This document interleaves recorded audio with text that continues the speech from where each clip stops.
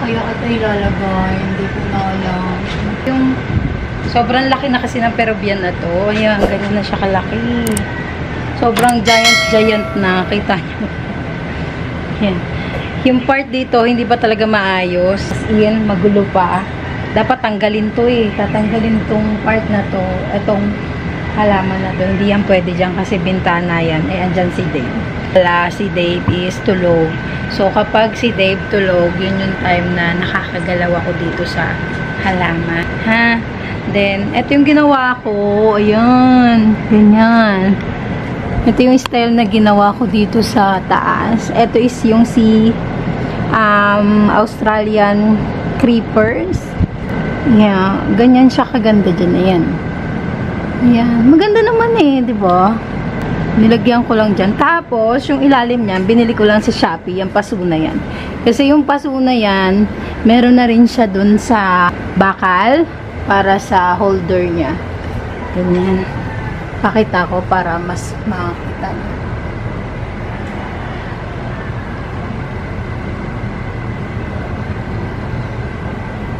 Yan, ganyan yun. Tapos, ano yan eh, 200 pesos. Kasama na yung, kasama na yung paso, kasama na rin yung bakal na pagkakapitan. Tapos, ganito yung itsura nito dito. Ayan siya. Grabe, ito yung itsura ngayon ng bahay. Ng garden namin, ha. Ito, sobrang laki, as in. Ha, ito nga pala yung binili ko sa Thailand na Tycons. O, pack, ganon. Pero, papalitan ko na muna yan. Talagang walaan sa gawa niya. Matagal pa bago yan maging okay. Kaya, yan. Ano-ano muna tayo. Tiis-tiis. Sa ganyan itsura niya. Ha? Tapos, ito yung itsurahan dito. Ganyan na siya. Ayan. Ang fern is, kailangan laging dinidiligan, ha? Inuulit ko.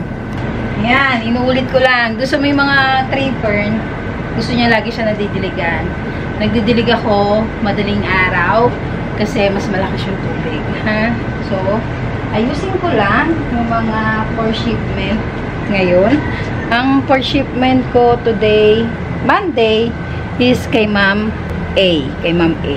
Kay Ma'am Alem. Yan. Hindi ko alam yung totoong pangalan ni Ma'am. As in. Ito, dito ko nakangambay eh. No way. So, yung mga unang nabayaran ni Ma'am, yun yung una kong mga ipapaship, ha? So, ito. Ayan. Si ating trungkata. Nakuha din to ni Ma'am. Ganda, no? Tingnan nyo yung trungkata na to. Tricolor trungkata to. Ang ganda. Yan, o. Tapos, yung stem niya dito. Yan, yung mga stem na yan. Yan. So, ito yung isa sa mga na-mind nito ni Ma'am. Wala akong masabi dyan kay Ma'am A. Sobrang bait. Hindi ako nagdadalawang isip lagi na magsabi sa kanya ng halaman na for sale. Kasi siya rin naman mismo yung nagsabi na, Jen, kapag may monstera ka dyan o may mga for sale ka dyan, send mo sa kayong picture. Ayan. Para yan si Sir B. Mga angels yan. Ito, yung itsura niya, ganyan naman siya kaganda. Ayan. Parang hindi siya tatlong kulay. Parang apat na eh. Purple, red, pink, parang ganun. Kakaiba yung kulay niya na may pagka-orange, no? Ang ganda, gandang-ganda lang ako dito. Eto, safe pa to madala sa drop and go. Kahit si Ma'am Mona Lisa, ngayon nahiya din ako kay Ma'am Mona Lisa. Mga JRS, ngayon natin gagawin. Dinamahin niya.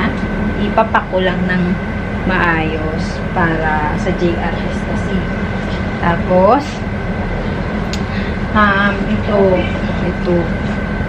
So, ito nga lang, dito ako nang gaalala kasi may brown spot. Pero may bago naman siyang lalabas. Ayan, may bago dyan lalabas. Pero ito is, yun nga, dahil sa ulan at init. Ganyan yung itsura niya. Pero, bala ko tanggalin na lang to. O, si Ma'am nila magtanggal doon. Depende, ha? Pero, ayan. Si ano naman yun. And then, ano pa ba yung namay ni Ma'am na? Ito pala, yung mga monsterang malalaki. Siya rin nakakuha. Ito. Ayan. Siya yung nakakuha nito ng Japan Cultivar. Japan Cultivar to. Sabi mint nung una. Pero, lumabas naman is ganito yung lumabas. Ganyan.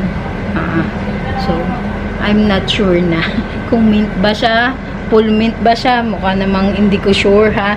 Kaya dun sa may mga alam, ayan, bahala na kayo. Basta ganyan yung itsura niya. Ito rin isa to sa ipapaship kay ma'am. Pag natutulog si Dave, ayan, tsaka naiiwanan ko muna kay Jane din. Si Jane yun naman is nagre-review. So, sabi ko, tingnan mo lang. Kapag kailangan, tawagan mo ko nakita mo sa labas. Ganon, ha?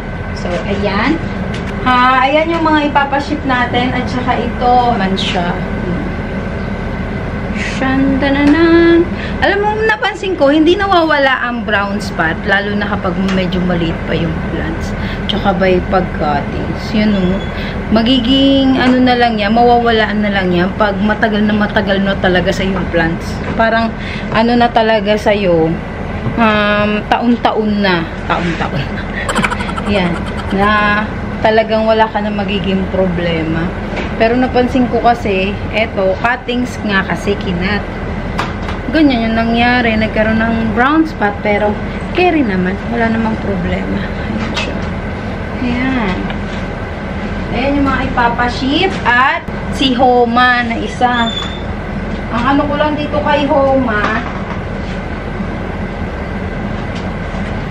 Ito kasi yung Homa ni ma'am. Na hybrid din. Yan. Ang problema ko dito, basa. Basang-basa yung mixture niya. So, kailangan hindi ko siya ipapaship ng ganito kundi mabubulok yung ugat nito. Kaya wag muna yan. Isasabay ko sa kanya dun sa iba para magkakasabay-sabay. So, ipapak ko muna siya. So, ito yung mga halaman niya. Pack lang natin na kayo. Alam niyo na yan. Yung mga ganitong papel, alam niyo na kung saan nagmumula yung ibang mga halaman. Yung mga ibang halaman talaga. Basta kukuha ko naman talaga sa Thailand. Ha? Alam niyo naman yun. Hindi na tayo baguhan dyan. Yan lang. Ganito lang ako mag-pack. Tsaka, pasensya na dun sa iba talaga na lalo na at sa mga JRS, yung iba kasi talaga nakikiusap.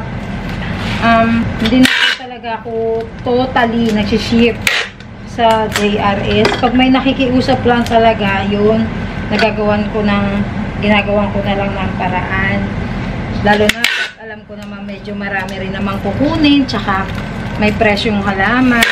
Ayan, okay na lang din ako. Pero pag malaki talaga, hindi talaga kaya ha. Hindi ko na pinipilit. Pag masyado malaki yung plants, masisira lang, sayang.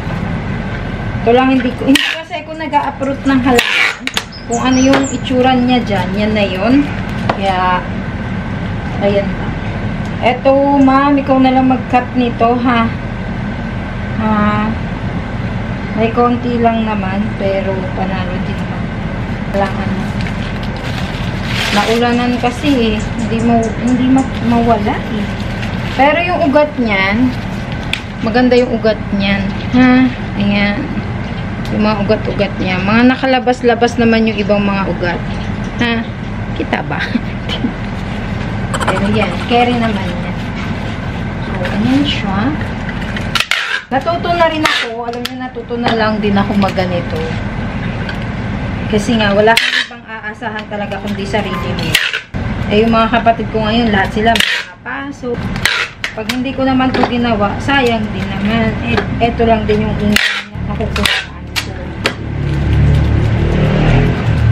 Alam nyo naman, hindi ko pa rin ma-access yung ano nito, yung bangko niya. Alam mo, kahit nga dun sa ano, kahit di yung fingerprint, hindi namin magawa kasi may fingerprint naman yung ano. Yung ano naman niya, yung sa apps namin, may fingerprint naman. Kaso, kahit anong gawin ko, ayaw talaga ma-register. Tapos, di ba may NGT siya? Sabi ko nga sa inyo, nakakatawa eh. Di ba may NGT siya? So, yung facial naman, kailangan yung facial. Tapos, sasabihin nun dun sa apps, tanggalin daw yung glasses. Hindi nga naka-glasses, naka-NGT nga. So, lahat yun, 3-9 namin. Kaso nga, hindi nag-work. Kaya doon sa nagsasabi sa akin na, May fingerprint naman niya. Hindi nag-work yung sa fingerprint. Not much daw. Sabi ko, ano ba yun? Nadamay siguro yung sa fingerprint nila. So, ayan na siya kaganda, oh. Diba? Ay! Konting punas ka lang pala, bibi.